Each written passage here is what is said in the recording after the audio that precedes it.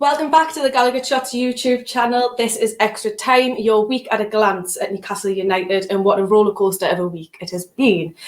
You'll be forgiven for thinking that we've got another Dreamboat special tonight, if you see our guests.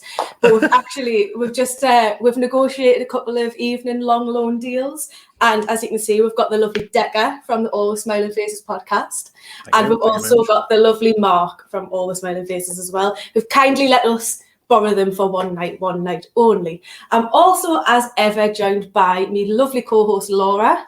Hi. You all right, Laura? I am good, thanks. Good.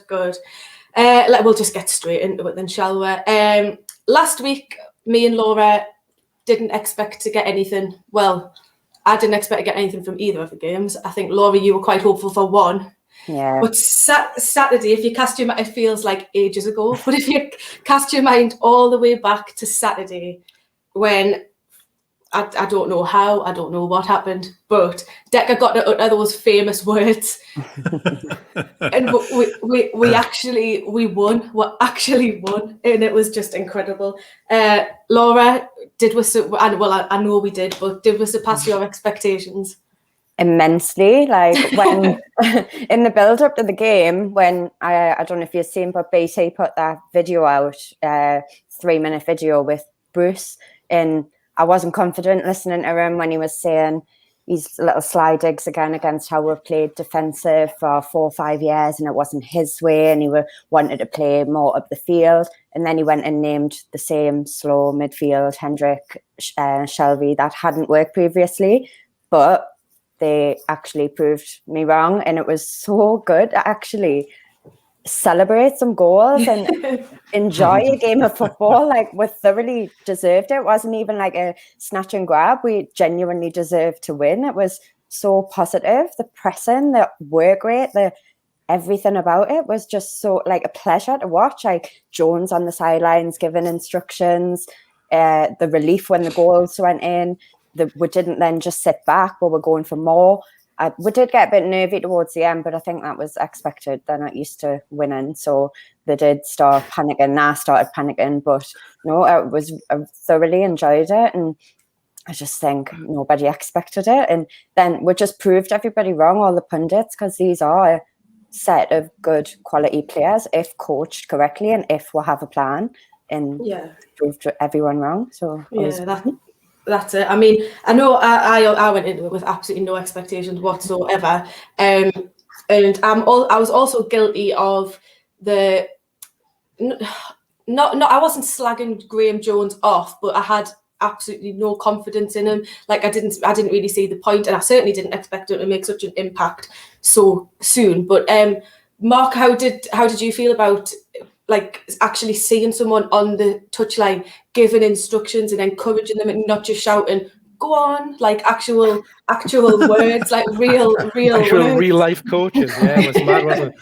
I mean, it was quite a surreal moment that when the camera panned over and there he was, like, gesticulating and getting them to move around and trying to organize them and talking to them. I was like, is this actually really happening? It seems that long since we've seen anything like that going on, other than them just saying, get up the line, or well done, or pass it, or something like that, where there was actually, it seemed like there was a bit of a plan and a bit of tactics and a bit of sense to what he was saying. So, yeah, it's like a complete breath of fresh air. Did you notice though when I couldn't help but bring it up? I was so funny. I'm sure it was the Everton game. Was he that Everton? No, it was the Everton game. And Jones was giving it all this, and then a bit later it cut to Bruce, and he was just shouting, "Concentrate, concentrate!" I was like, "Yep, that'll work."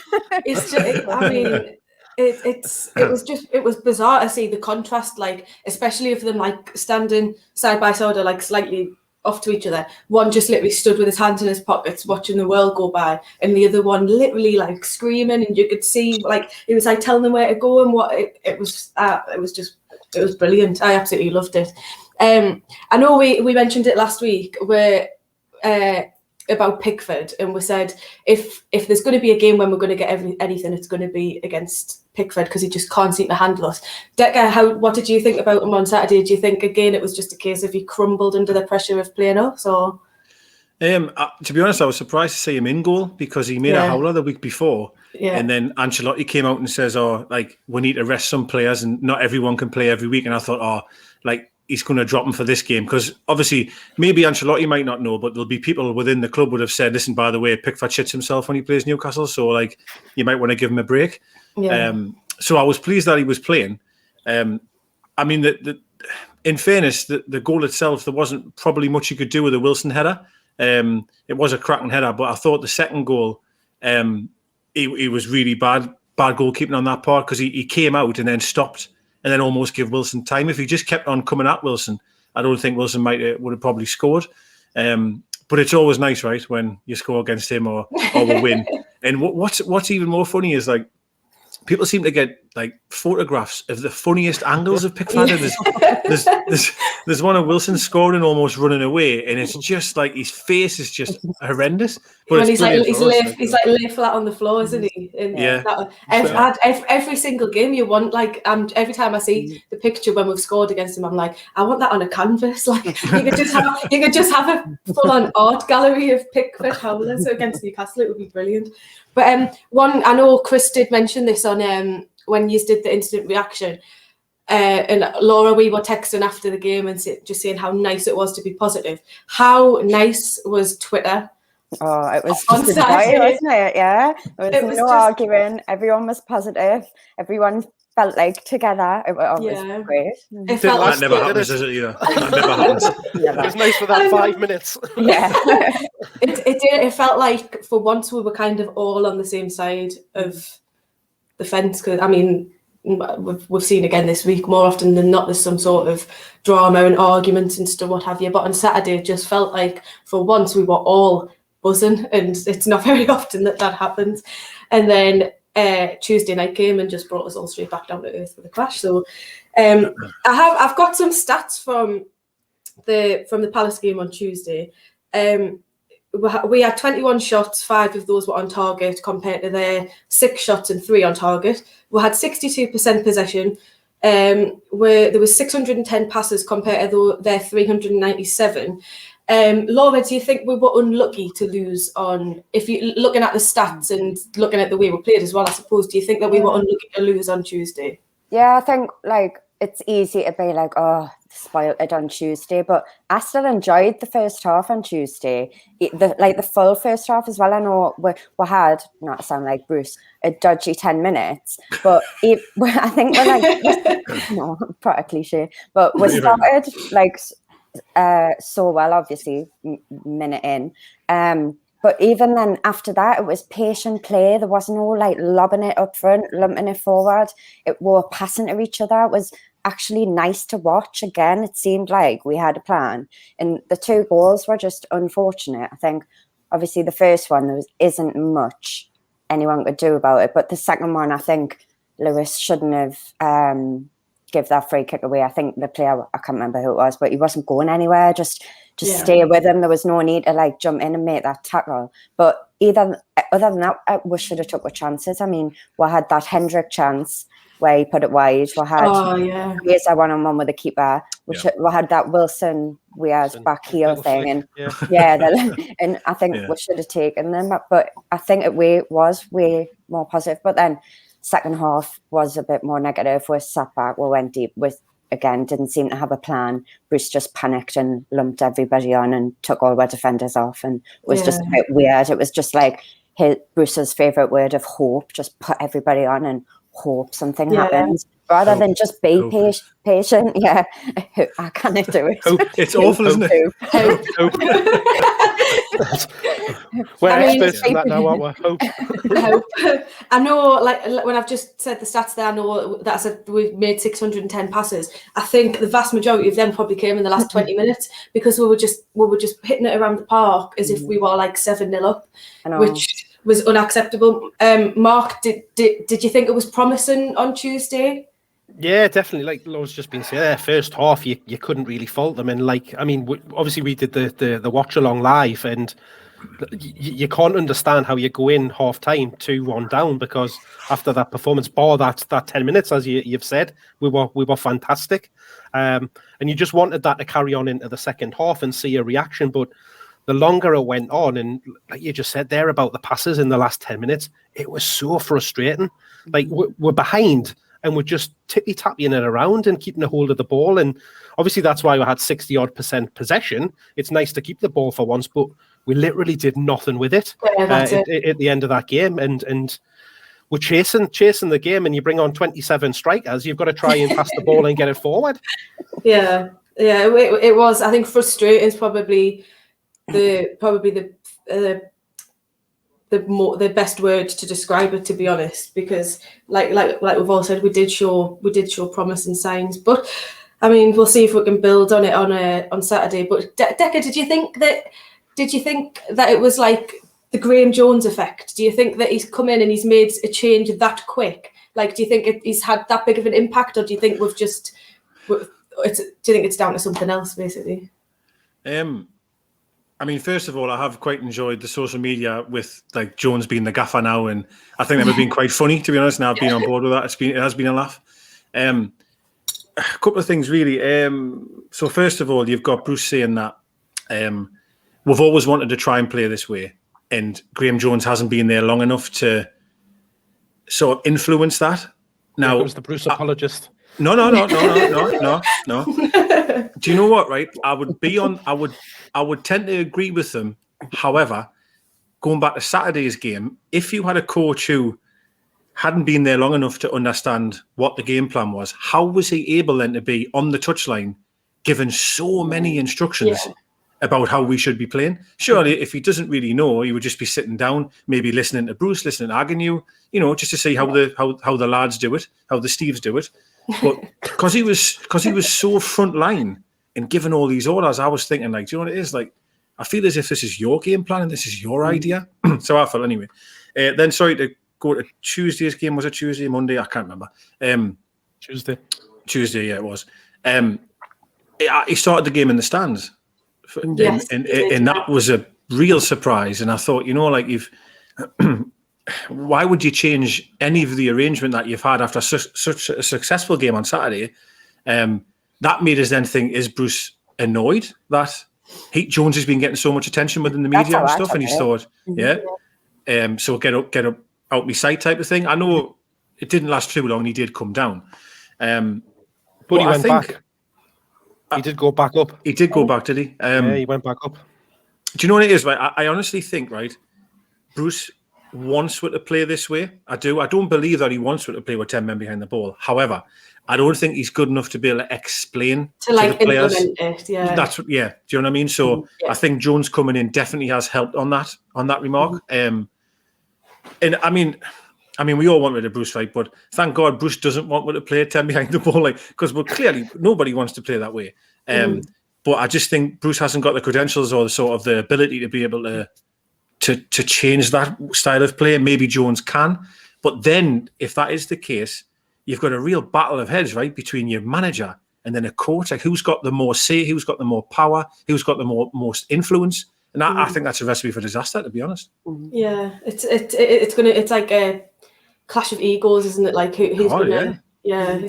And you've got Clements there, you've got Agnew, who must be thinking, who's this guy here? Like, there just seems to be a lot of chefs at the minute. Do you know what I mean? Yeah, well, that's exactly it. Yeah, I mean, like I said, we can only wait and see what happens to find out. Was Saturday a fluke? But I know did George Corgan on Chris's podcast the other night say that the players actually called a meeting and they were unhappy with. Well, I don't know if they were unhappy. Sorry, but I'm sure that's what he said, that they called a meeting. And maybe they then implemented it in some sort of way rather than Bruce and just said, look, I don't want to play this way. I got the impression, like the games previous to Saturday, the last couple of games especially, that it was almost as if the players had started to take it upon themselves. Do you know what I mean? Like, and like Fabian Shaw, just all of a sudden, it was as if he was like playing from his life. And when he was like rushing forward and stuff, you're like, you haven't been told to do that. Like,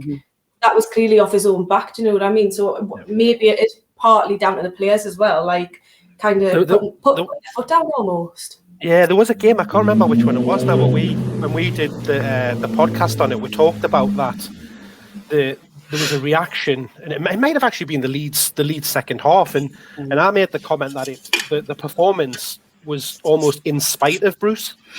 That kind of like it was the players were making the decision of, right, we're sick of doing what we've done. It's not working. Let's just forget about it and go for it in a different way. And I think it was on the back of the reaction that we had when we got beaten. We saw all of the players all down on the ground and looking really deflated, and everybody was saying, "God, the dressing room's gone," and all of that kind of thing. And then for the Villa game, wasn't it? They did look very dejected. They looked really, really completely out on the feet, as if, you know, it's like loads of people were saying on Twitter and stuff like that. That's, you know, that's a team that's just been relegated and stuff like that. That type of reaction. So maybe it's that hitting that low point that's really kind of came as a final straw for them, and then they've then gone on and said, right, let's just go for it now. Yeah, definitely.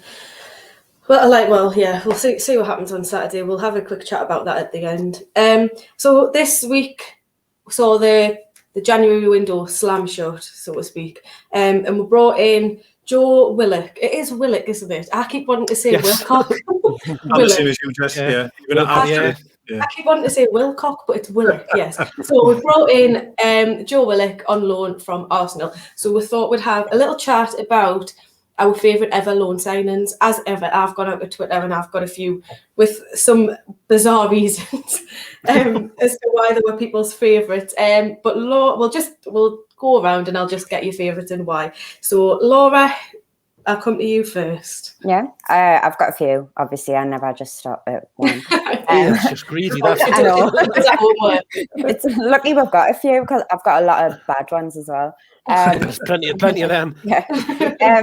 My favourite was Rondon. I just think he had a massive impact. 33 games, 12 goals, 12 important goals. Was really, I watched them back today, like a montage of his goals, and just the link up him and Perez had was like, I think at the time I might have took it a little bit for granted, because it was so good looking back. Like, he was just always where he should be as a striker. Like, he was always there on the end of the crosses all the time, and if anything, it made us a bit sad because we don't have that now. But Remy as well, I thought Remy was really decent. I don't think I had a season ticket when he was here, so I didn't really get to see him live, but just looking at the stats at 27 games, 14 goals, it's a shame we didn't go on to sign him, but I don't think he really wanted to be here. I think he wanted to be in London, so I don't think we had a chance. And Kennedy as well, I always liked Kennedy. He was in me dream boats as well, so I was always going to say him. Just in his first loan, though, not the second one. Yeah. Mark, who did you go for your favourite? Like Remy, like Remy, without a doubt, he was absolutely outstanding. I think it was the second time that we tried to get him in when he finally came. He turned it down the first time to go to QPR, and then did come on loan, and then buggered off to Chelsea. But honestly, watching that guy play in black and white was just something else. He's the closest, and I've said this a few times, he's the closest thing I'd seen to Thierry Henry, kind of the way that he played, the way he drifted out wide and come in. And Deka, I think you said it the other night during the game, is that Wilson was doing something similar, but drifting out to the right and coming in. But he was great. Like, I mean, the stats that you've just gave there, Laurie, he was only here for a short time, but what an impact he had in that time. And I've got no doubt in my mind, had we have kept him, he would have gone on to be an absolute superstar at Newcastle. He would have went down as a legend. I don't think he gets the credit that he deserves, based on the circumstances that he came and left under. So, honourable mentions, I've got to go Marlon Harewood, back down in the championship days. No one said him, actually. Really? I've got him written down now. Good show. Yeah, he got some important goals for within. Mm-hmm. Yeah, that was a good shout. Deka, before I forget, I've got to mention, my dad says that he's always thought it was like one that got away as well, was Van Oh, I don't know how to pronounce it. Facunda Ferreira. No. He was on his worst list.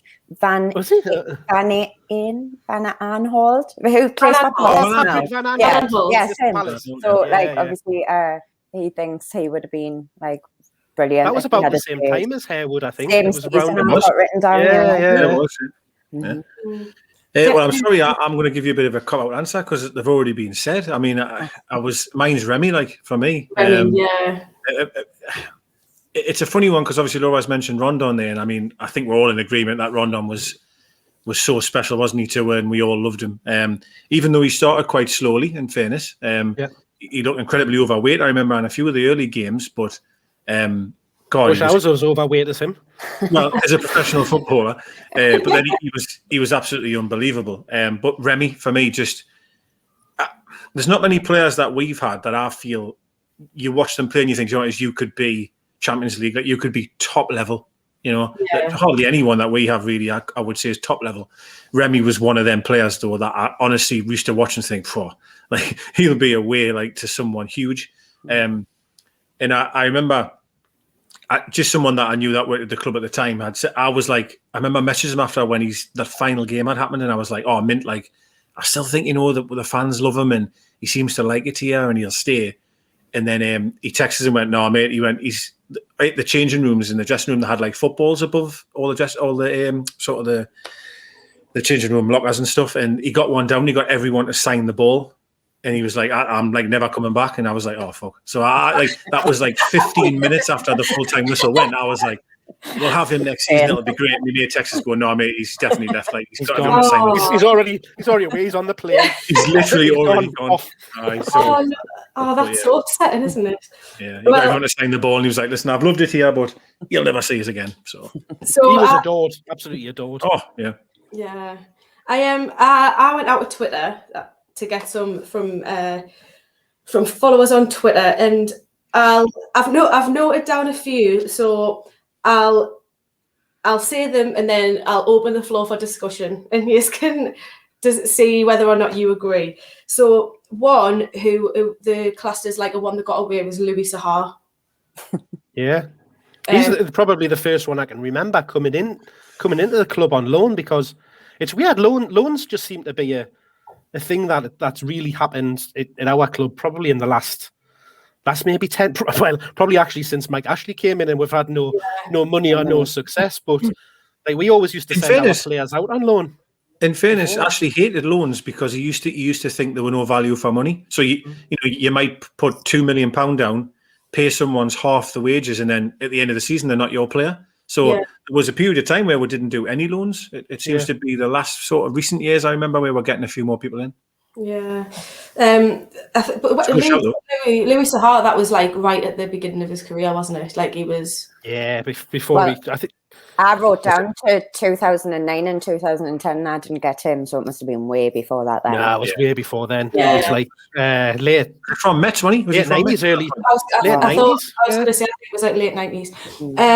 And another one that's someone mentioned, and their reasoning was nice hair. Terry Wilson. Terry Wilson. Don't know that who was is. Donkeys years ago. That Mark's old enough to remember him, surely. Terry Wilson. No. It said was Terry Wilson, nice hair. I'm gonna have to Google him. Yeah. Laura, you let's do a check and see if he's got nice hair. Terry Wilson. I was trying to think, like, I guarantee he's probably got none. Nice hair. Just a sarcastic comment. Oh, I hope so. It's a joke. I don't think he has nice hair. Unless he did. Well, is it horrendous? He must be really old. I can't get a decent photo of him. Everyone Google. I'm going on a Google here. Does it say when he played? I just clicked images. Terry Wilson. 1969 he was born. I think if it's him. Scottish former. He played 178 times for Brian Clough's team and then moved. Oh, he's got like bright blonde. Like twirly hair. God, 1990. God, I was going then as a kid, 92. I can't see any. Terry Wilson. I can't even see a photo of him though for Newcastle. Can you? No. Blonde and fluffy. Weird. Well, whoever that was, Yeah. he's not. He's a what did Chris say? Lone Ranger or Lone Danger? He's a danger, that's for sure. He's a danger. He's not one that lives long in the memory, is he? No. Another one that someone said, and they said because they found it funny that he made more nightclub appearances than actual club appearances, was Stephen Ireland. Yes. Oh, yeah. I checked today. I think he played twice. Two. Did he twice? I think it was twice. Yeah. He was terrible when he came here. When he was coming through the ranks, he was a good player though. He was like really highly thought of. Yeah, Villa, Man City, he was fantastic. Yeah, it just didn't work out. I thought he'd actually played more than. I agree. Yeah. I thought he did, but according to Wikipedia, which might be wrong, he played twice. But yeah, another one, which someone said, which I can't pronounce, and Laura. I was going to say, are you going to say the one that everyone said? Because I ignored it. I bet it's Zurab Kishinivli. Yes. It had to be when you couldn't say the name. And then, hey, it comes to something when I can say the name. I'm glad you spared me. That's one player that I do know how to say it. God. That's the hardest one to say, and you've got it right. I know. Say Bielsa. Go on, say Bielsa for us. No, but that's just reminded us of another player that we had on loan recently whose name I couldn't say and could never remember. Who's that? Silimani. Slimani. Slimani. Slimani. They used to call him Slimani. He came on loan, didn't he, from Leicester? That's right, you did, yeah. But Kishinishvili. Close. Him. Someone suggested him because, in their words, he chinned someone and got someone else sent off for it. So they said. I did, yeah. Yeah, so that was another one. I don't remember any of you saying this, but Willems. Yes. Yeah, he was on me sort of shortlist, if you like. Yeah, I feel he was probably one of mine because it's like recent, so it sticks in the memory, and two, just because of like how much he loved us. Do you know what I mean? Like definitely one for the got away list, isn't he? That you mentioned earlier. Funny one with Willems, and I'm going to be a bit opinionated here, but I never got the whole like love for him. Like I was obviously like I had a season I don't know why. He was never someone I would remember or I think, oh yeah, he did that or he did that. He was just never stuck out. And then when everybody was like, oh, come tweeting him all the time saying, come back, we miss you. I was like, I mean, who could remember those goals that he scored against Liverpool and Man City that he absolutely fired in for about 40 yards out in MP3 players at the time? I will be honest here, like, and this will be controversial. I questioned him a lot defensively. Like, I didn't think he was that good of a defender, but yes, he scored two absolute worldies, and he had a really good relationship with St. Maximum. It seemed to be like on the field and off it. Yeah, and everybody was a big fan of him. Well, except Laura, but everybody else was. It wasn't that I wasn't a fan. I just didn't get the extent that people were going to try and tweet him to get him back. Like, I'm not saying he was shit or anything. He never stuck in my memory of being like, I'd love to have him back. We've been stuck with Dummett at left back for 2 years before that. No, you're not allowed to say that. You can't say that around Laura. That's why she doesn't like him. Exactly. Yes. Got the truth will out. I think a lot of the love for Willems was because of how much he loved us. Do you know what I mean? I think it's not very often that you see, especially on loan, a player who comes so passionate and just he really wanted to be here. So I think a lot of it was probably down to that. Also this week, today actually, Thursday, it was 15 years ago today since Alan Shearer broke the all-time goal scoring record. So I'm going to ask you just quickly, we'll just have a little chat, reasons why your favourite ever Shearer goal or goals. There can be more than one. Because, there was 200. But yeah, all night. We should have an episode just for this. Every goal is my favourite. If you can narrow it down, I've got 4 written down, and all 4 of them came at the back end of his career, in the last 5 years of his career. But Laura, I'll come to you first. Have you got one or two? Yeah, I've got a couple. I'm just really sad that I didn't start going to games when Shira was playing, because obviously he's an absolute legend. But the ones that stick in my mind was the Everton volley. Obviously, I think that'll be in everyone's top few. His last goal against Sunderland, I thought was very fitting. That was his last goal. And then mine as well, just for personal reasons, is because I've seen it. His testimonial for his Celtic when he came on in like 90, it was 2-2, and I think the ref just felt sorry for him. It was the most set up thing ever. Yeah, but I'm it so was glad nice, and the atmosphere was mint, and it was dead emotional, and I was there, and it's one of the only ones I can really remember. Yeah, that's one of the some great images where everyone was swinging the scarves around and stuff, really good. Because it just goes to show how like massive it was. That was broadcast on telly. Like that game was like it was actually on TV. Like it was a big deal. Anthony Dek. It was. I was there with my dad. I think I've only seen my dad cry a handful of times, and that was one of them. Like he was just absolutely devastated. Mark, have you got any favourite Shira? Yeah, so the Everton one is without doubt his best goal he scored. The chest down from Shola and that volley is fantastic. But me two favourites is the one in the cup semi-final against Spurs, where he picks it up on the left hand side, a little bit out from the box, and just slice it across and puts it in the top. Now we've done it. Puts it in the top right hand corner. Just absolutely hits the ball as well. Makes it look even more pretty, doesn't it? Fantastic little ball from Silvio Maric. Bang. That's right. My dad had that one because he, like, when I rang my dad and I was asking him, he was like, "Say the Spurs one." I was like, "I know, but I don't remember it." He was like, "I was there," and he said, like, when they scored, he was like fearful for his life. Like the whole stand was bouncing. It was unreal. It's so good because of how important it was at the time as well. In the context of it meant we were going to Wembley and stuff like that was great. And then my other favourite was the one at the Gallowgate against Chelsea, when he backs into Marcel Desailly and then he just turns him and absolutely whacks it, flies it.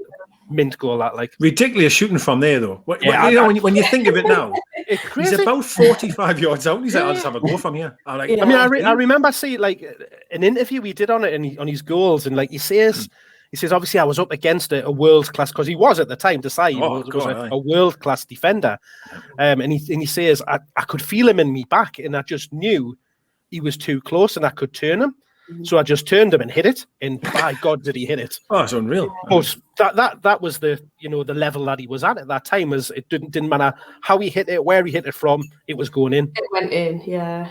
Deka, what are you going for?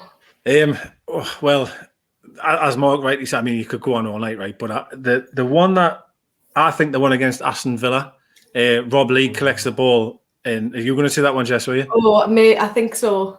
Yeah, well, it comes over and he hits it first time in the top left-hand corner. I mean, I just side foots it on the volley. He volleys it across the face of the goal. Yeah, it's just unbelievable. Yeah. I almost missed that goal because I remember I was with my mate and I was dying for a piss. And and I was going down the steps like on my way, and I just got sort of about to go into the concourse area, and I looked and I seen Rob Lee pick the ball up, and this guy behind us went, "Will you move out the way, man?" So I did move, but I just stood against the wall, and the ball came over. And obviously, when he hit it, when he scored, and I remember running back round, the lad hugged us, the guy who said to move, and it was really funny. And it's like I don't even know why I even thought of shooting from there. There's a few times with goals, like the Everton goal, for example, you've mentioned. I mean, it's miles out, man. You know what I mean? Like you think, take a touch and have a look, with bang. My second one, I have to say, the Villa one. I said one of me. I went to the Man United 5-0, but I was young. But the game that really does stick in my mind is the 4-3 against Leicester. We were 3-1 down, and we came back to win 4-3, and Shearer scored a hat-trick. But it was the free kick he scored in that game. I don't think, other than the Everton game, I've ever seen a ball hit harder. Like, Shearer hadn't touched the ball for an hour, however long it had been. He had a shocker. And then he got this free kick and almost just thought, I'm just going to hit this as hard as I can. and I couldn't see the ball hit the net, man. It was just in, and it was just unreal. And that was obviously the start of the comeback in that match. So he did that with free kicks, though. He had quite a few free kicks that he scored, and he just used to absolutely lace them, didn't he? I remember one against Arsenal at Leeds end. Oh, screamer! Last game of the season. Is that the one where it looks like it takes a slight deflection as it goes in because it ends up it goes like up? Yes, that's the one. It's mad, it hits the roof of the net, like it's absolutely like it's a wonderful strike. Where he's hitting it as well for it to get like up and through. It's just he was wonderful, wasn't he? Absolutely wonderful. I know. I honestly could sit and talk about him all night. He was just he's one of the players. I was speaking to my mate today because he was sending us some like old-fashioned football stickers, and he had one with Shearer in a Blackburn shirt. And like I was saying to him that it's one of the first players I remember where he played for an opposition team, but I absolutely loved him then. I loved him when he played for Blackburn. You know, it wasn't anything to do with Newcastle at that point. I just thought, God, this guy is unreal. And then for him to come to us and then do what he did for us, it's just it's like fairy tale, really, isn't it? It's unbelievable. I was literally, you took the words out of my mouth, fairy tale. Like you can't imagine that happening now. Like so, like someone from the area who's grown up loving the club, gone on elsewhere, and then came to us and like just when they're hitting their prime as well. Like you just can't imagine that happening now. Like it's really sad. But we're certainly not the club that we were then or at that point. I mean, I know he didn't win anything here, but at that point we were challenging, or look, certainly we were going to be. So it wasn't for a lack of trying. Anyway, it's a shame. But anyway, let's look to the future now instead. We've got Southampton on Saturday. And this is a Southampton side who've just lost 9-0. So obviously they're still not favourites. They're still favourites. They've just got beaten 9-0. They have had the Bednarek red card rescinded, so he will be available. They are in the midst of an injury crisis. I had a look today, and I think they've got like 6 or 7 first team regulars who are like either definitely out or like touch and go. So obviously they'll play us on Saturday and they'll probably turn us over. But Laura, how are you feeling about the game? Not hopeful at all. In the slightest, not one little bit. I think getting beaten 9-0 was just a nightmare for us, really, because I think that's twice now that's happened to them, and I don't know what happened the last time they won 9-0. I don't know if they went on to win, but I'm sure that manager would be having something to say. So I can't say anything. I can't say we're getting anything out of the game. I would hope that we're seeing more of like the Everton game in the first half of Palace rather than the let's just all sit back at Southampton, and apart from last week, they're pretty decent. I would hope we'd take the game to them, but I can't say it. Yeah. Mark, how do you feel? Do you think that they're going to be angry on Saturday? Do you think we're going to be facing an angry Southampton side following the defeat the other night? You would. I was going to say you would hope so, but that sounds wrong because we obviously don't hope so. But from a Southampton perspective, that's what you would be wanting to see, wouldn't you? A reaction to that absolute hammering that they've got. It's going to be a strange game because it's a massive game for us. Like it's almost a must-win game in the grand scheme of things because of the way that the bottom of the table's going and teams that are down there in and around it winning and we're not. And we're getting closer and closer to the bottom 3. So we've got to go in that at our best against Southampton. Even coming off the back of that, they're going to be like a wounded animal. They're going to want to put it right. So we've got to put in a performance that we've shown we're capable of in the last 2 or 3 games, but we've got to make it stick. We played well on Tuesday night, but we didn't get a result, and that's the worrying thing. Is playing great is lovely to watch, but if it's still not picking up points, that's the big worry. And if we don't win this one, it's got to be curtains for Bruce. Surely. I'd like to think so, wouldn't you? Deka, do you think we'll be set up similar to how we have been in the last 2 games when we're pressing more than we have previously in the season? You would like to think so. I can't see them sort of reverting to type, if you like. It's a real funny one, isn't it? I mean, you've got a manager from Southampton. I mean, has any manager ever survived 2 9-0s before? like ever in football history? Like, possibly not. But Alan Pardew. I think. I mean, they're going to come and obviously have a point to prove, and some of their players will be thinking, this is our chance to sort of rewrite a very bad wrong. But having said that, I mean, I think some of our players might have the same attitude. That I think a lot of them would have thought we should have won on Tuesday, and maybe them are thinking, them can't wait to get back out there again. I'm very interested to see if Sane starts. I do feel that might play a big part if Sane starts or not. Being honest, I am actually quite confident, and I normally never am when it comes to us, but I have seen something the last couple of games which makes us think we're on the up in regards to performances. The worry is, of course, what Mark said, is that you played well in the second half against Leeds, you still lost. You played well against Palace, you still lost. So, and if we lose against this one, for me, that has to then be curtains for Bruce. But I think collectively, we'll probably all know that probably won't happen.